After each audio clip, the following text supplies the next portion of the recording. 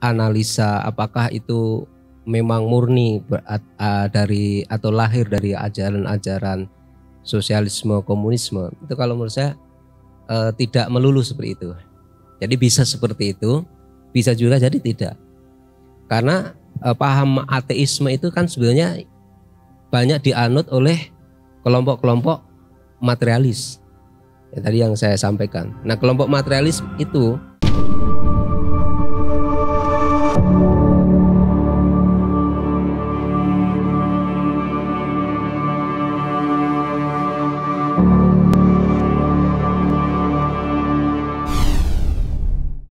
ini Gus, sekarang kita masuk ke konteks kekinian nih, zaman sekarang nih Gus ya. Ya. Ini di generasi milenial dan zilenial gitu kan. Kalau Mas Santri ini kayaknya zilenial kan. Kelahiran tahun berapa tuh? 2000? 2002, berarti sudah masuk zilenial. Kalau saya kan milenial, kan generasi milenial. Udah milenial. Nah, di generasi milenial dan zilenial ini ada semacam tren baru Gus. Tren ateisme. Ya, tren untuk menolak agama, menolak Tuhan, ateis, ada juga agnostik begitu kan.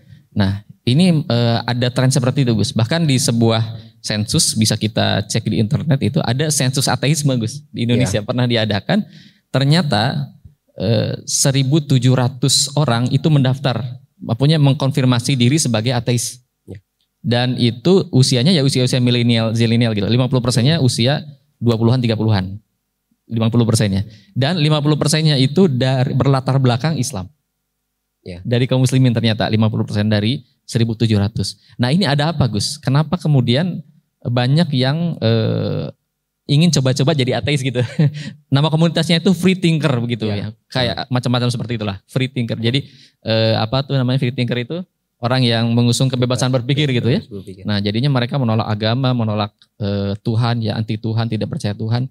Apakah berarti komunisme ini masih hidup begitu dalam bentuk ateismenya gitu? Bagaimana kita menyikapinya Gus? Karena ini adalah generasi teman-teman santri juga nih yang terjangkit penyakit itu sekarang itu. Ya, ada free thinker memang di Jakarta itu banyak ya. Tapi kalau kita lihat dari sisi apa ya, analisa apakah itu memang murni dari atau lahir dari ajaran-ajaran sosialisme komunisme, itu kalau menurut saya tidak melulu seperti itu.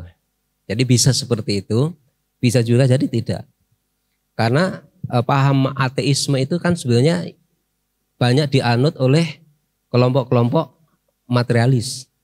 Ya, tadi yang saya sampaikan. Nah, kelompok materialis itu ternyata tidak hanya dari kalangan sosialis Marxis, enggak, termasuk kelompok-kelompok kapitalis, ya, kelompok kapitalis yang pahamnya itu kan dulu mereka melawan gereja dan memisahkan agama dari kehidupan sampai ada muncul istilah Tuhan itu telah mati ya. Nah, itu kan sebenarnya ya mereka kan akhirnya punya pandangan seperti itu. Jadi bisa jadi itu muncul memang atau sebagai indikator kebangkitan paham sosialisme, marxisme, komunisme bisa, tapi bisa juga itu lahir dari paham liberal. Paham liberal. Jadi free thinker di Jakarta itu ada free thinker, jangan salah. Jadi bebas, orang itu bebas. Bohong itu nggak masalah. Kalau Anda percaya sama saya, salah sendiri. Itu orang free thinker, bahayanya di situ. Bohong itu bebas. Kalau Anda percaya, salahmu sendiri. Di Jakarta sudah ada seperti itu. Kemudian bahkan kan ada guyonan tuh saking bebasnya tuh. Jadi sekarang itu wanita-wanita cantik di Jakarta itu pengen nikah dengan laki-laki yang wajahnya jelek. Kenapa tuh Gus? Karena laki-laki ganteng tuh pacaran sama laki-laki ganteng yang lain. Gitu. Itu saking berpikir bebasnya. Jadi itu lagi bete Gus, lagi bete LGBT. Iya, itu LGBT. Itu lahirnya sama sih free thinker itu asalnya dari situ. Jadi liberal, berpikir liberal. Semua hal termasuk dalam hal tadi berkeyakinan. Ya bebas-bebas gue lah. Aku mau punya Tuhan atau enggak ya terserah aneh gitu, gampangnya kan gitu. Kebanyakan ilmuwan barat itu ateis. Mayoritas.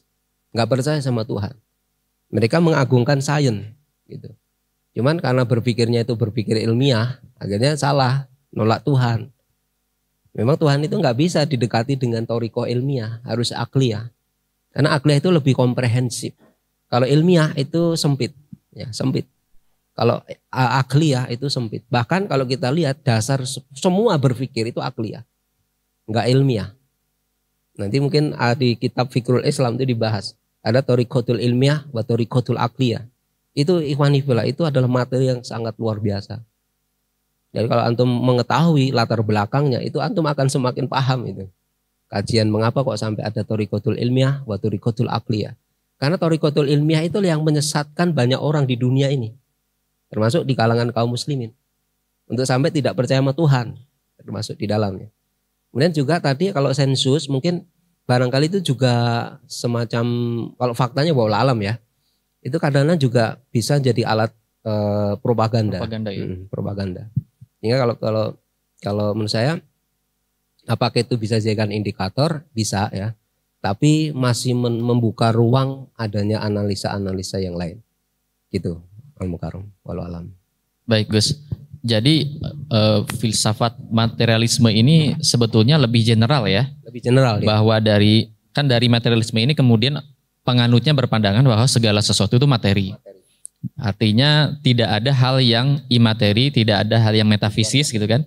Tidak ada yang di luar materi sehingga menyangkal keberadaan hal-hal yang gaib kan. Menyangkal adanya malaikat, menyangkal adanya hari kiamat, hari akhir, surga, neraka, termasuk menyangkal adanya Tuhan gitu, menyangkal adanya Allah. Karena segala sesuatu itu mestilah berupa materi dan ini ternyata lebih general ya. Artinya tidak selalu berkoneksi dengan komunisme sosialisme. Ya, tidak Jadi mesti. Secara umum melahirkan sekularisme kan gitu Gus ya. Secara umum akan melahirkan sekularisme karena dengan menolak adanya Tuhan, artinya secara tatanan kehidupan juga menolak peran Tuhan, peran agama, peran Allah dalam kehidupan. Dan itu adalah konsep asli dari sekularisme.